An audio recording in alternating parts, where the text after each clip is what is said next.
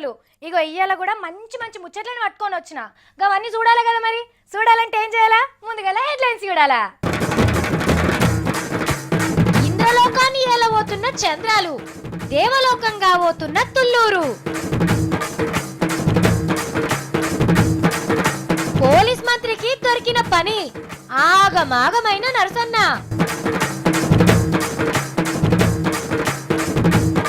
కాకుల కంటే అధ్వానమైన లీడర్లు, ఒర్రువోతు మాటలతోని గాయ్ గాయ్.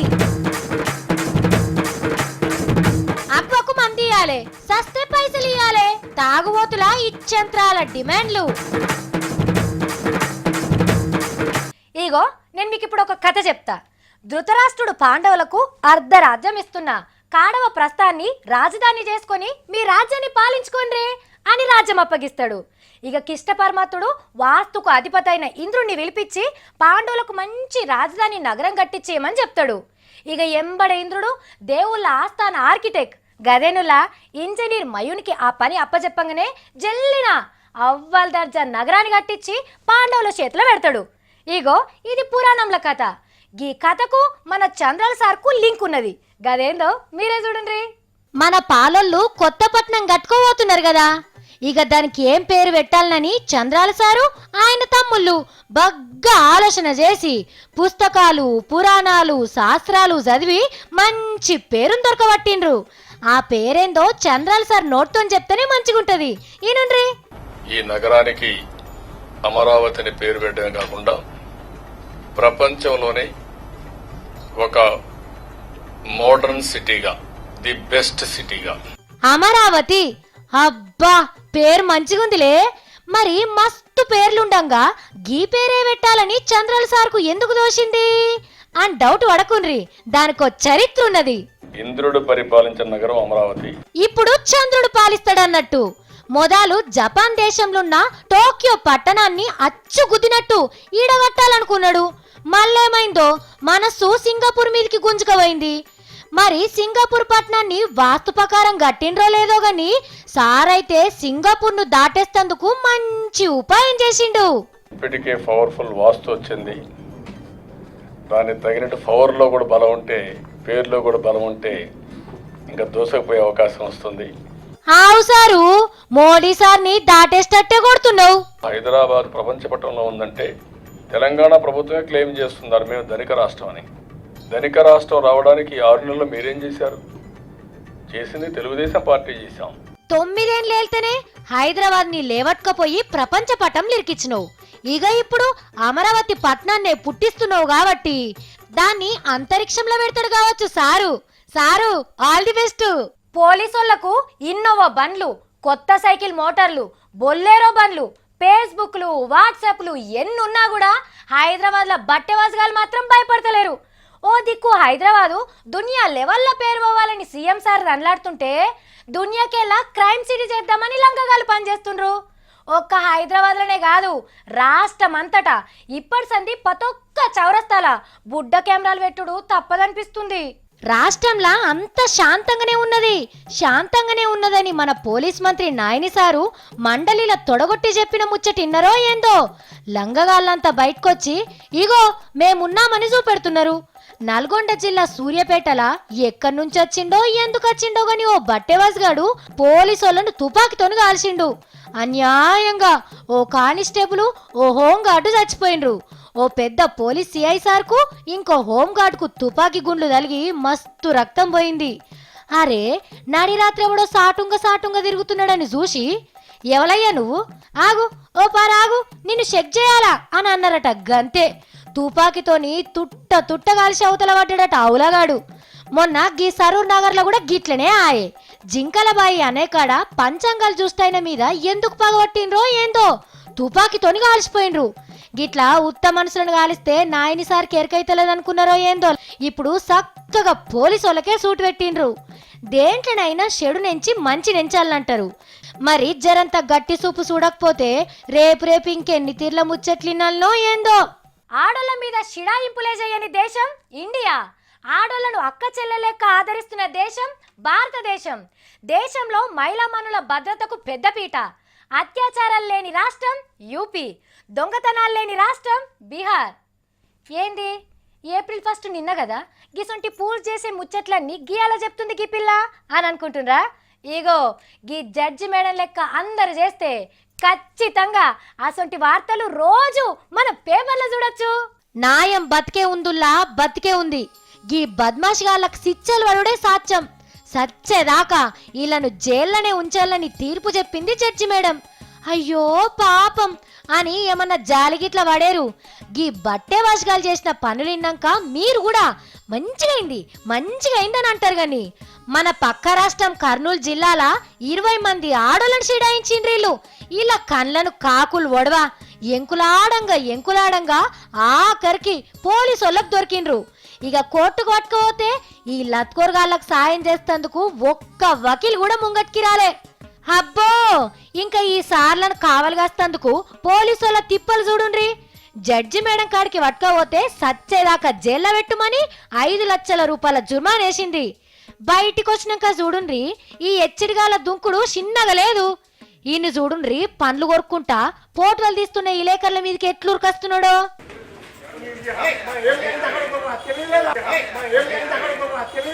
అబ్బో మీకు తెలివుందా అంటున్నాడు. ఈయన తెలివిని తేళ్లు తినా సిగ్గు లేదురా? చేసింది సాలక ఇంకా మరల పడుతున్నావా? నువ్వేంద్రా మొఖానికి చేయడ్డం పెట్టుకుంటున్నావు? చూపిరా నీ మొఖాన్ని చూపిరా. నీ బతుకు మీద మన్నువాడా పొర్రి పొయ్యి సచ్చేదాకా జైల్లో వండుండ్రి. మిమ్మల్ని అన్నందుకు అయ్యవ్వలు తోడబుట్టినందుకు అక్క చెల్లెళ్ళు ఎంత బాధపడుతున్నారో. చదువుకునే పోరగాళ్ళకు సంఘాలు, సార్లకు సంఘాలు, తట్టలు మోస్టోళ్ళకు సంఘాలు, తాపి మేస్త్రీలకు సంఘాలు, డ్రైవర్లకు సంఘాలు, డాక్టర్లకు సంఘాలు, కండక్టర్లకు, కలెక్టర్లకు, కాంట్రాక్టర్లకు, కళ్ళలు కనేటోళ్లకు, ఉరికేటోళ్లకు, నడిచేటోళ్లకు, కూసున్నోళ్లకు, నిలబడ్డోళ్లకు, గిట్లా ఈ దేశంలో ఏడికి పోయినా సంఘం సంఘం సంఘం. ఒక్క పని చేసే 4 కలుసుడు ఓ సంఘం పెట్టుడు. పనొక్క తీరు లేకున్నా మంచిదే, ఒక్క తీరు ఆలోచనలుంటే చాలు సంఘం పెట్టుడే. గంతేనా? సంఘం పెట్టడానికి మాకేం తక్కువ అంటున్నారు గీళ్ళు. సామ్దాన్ లేని వాళ్ళు కూడా సంఘాలు పెట్టుకుంటున్నారు ఇవాళ రేపు.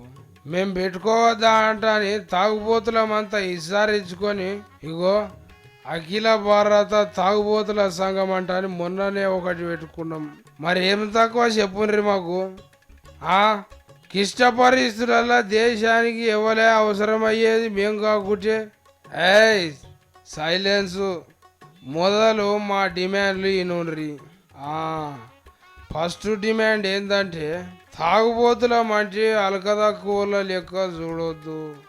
ఏడ కనిపిస్తే ఆడ మర్యాద చేసే చట్టం చేయాలి. రెండో డిమాండ్ పనిచేసే కాడ చచ్చిపోతే సర్కారు ఎట్లా అరుచుకుంటారో గట్లనే తాగి మా అన్నలు చచ్చిపోతే అలా కుటుంబ పోలకు 10 లక్షలు ఇవ్వాలి.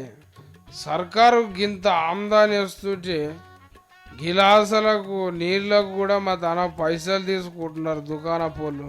అందుకే వాటిని ఉత్తగానే సర్కారు సప్లై చేయాలి మాకు. ఇక తెల్ల రేషన్ కార్డు రుణాలకు సగం ధరకే క్వార్టర్ సీసీ ఇవ్వాలి. అదే అట్లనే మెట్లెక్క రానోళ్ళు అదే కాలు చేతులు మంచిగా వాళ్ళు ఉంటే వాళ్ళకి ఇంటికి పంపించాలి మందు. ఇగో అన్నిటికన్నా పెద్ద డిమాండ్ ఏంటంటే మేము తాగంగా సర్కారుకు వచ్చే ఆమ్దాన్లా తాగేటోళ్ళ ఇంటోళ్ళకు నెలకి ఇన్ని పైసలు ఇవ్వాలి. ఇదంతా తాగుబోతులు రిమ్మ కొద్దీ చెప్పిండ్రు అనుకునేరు. గట్ల అనుకుంటే మా సంఘం పెట్టాగానే రాష్ట్రపతికి ప్రధానమంత్రికి ఉత్తరాలు కూడా రాసినాం. మీరు కూడా మాట చెప్పుర్రి. పెద్ద సాలరాకు మీకు దండం. మీ పేరు చెప్పుకొని ఇంకో క్వార్టర్ సీస్ ఎక్కువ తాగి సర్కారు గల్లె పెట్టేకింత ఆసరైద్దాం. అమ్మ మీద ఏ దేవుడు కోపం చేసిండో ఏందో గాని ఆరొక్క దేవుళ్ళకు పూజలు చేస్తున్నారు అమ్మ భక్తులు.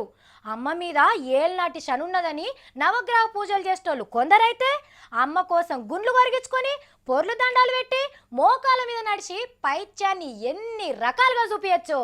అన్ని టైపులల్లా అమ్మ మీద ఎవ్వలకు లేని భక్తిని చూపెడుతున్నారు గీ సక్కదనాల భక్తులు. ఎవలా అమ్మ, ఎవలా భక్తులు, ఏమి ఆ పూజలు? పిచ్చి ముదిరి పాకం బట్టి మాడిపోయి మసిగుడ్డ అవుతున్నది మన పక్క రాష్ట్రం తమిళనాడులో జయం వెనకమరుండే మనుషులు తెలివి. ఇగో ముఖ్యమంత్రి కుర్చీలుండి మంది సొమ్ము తినదనే కేసుల కోర్టుల సాక్ష్యాలు చూపెట్టి జైళ్ళకు నూకేసి ఆగ్గేలుంటారంటేనే అవతలికి దోలిండ్రు కదా. ఇగో గా కేసుల సాక్ష్యాలన్నీ మంటల గలవాలని జయమ్మ మేడం ఒక్క రూపాయి కూడా ఎన్కేసుకున్నది బయట పడద్దని చూడుండ్రి ఎట్లా చేస్తున్నారో. ఏనుగులతోటి పూజలు యజ్ఞాలు. ఇగో చూడుండ్రి ఏనుగులను సూపుకి చక్కగా తయారు చేపించి అట్కి అమ్మ ఫోటో పెట్టిండ్రు. అట్కి మంచిగా మేతేసి గిట్ల తీసుకొచ్చి వరుసగా నిలబెట్టి పెద్ద పూజలు చేసిండ్రు. ఏనుగులతోటే దీపాంతాలు ముట్టించి ఊళ్ళున్న మంత్రాలన్నీ చదివి జయలలితమ్మ ఒక్క తప్పు కూడా దొరకద్దని మొక్కుకున్నారు.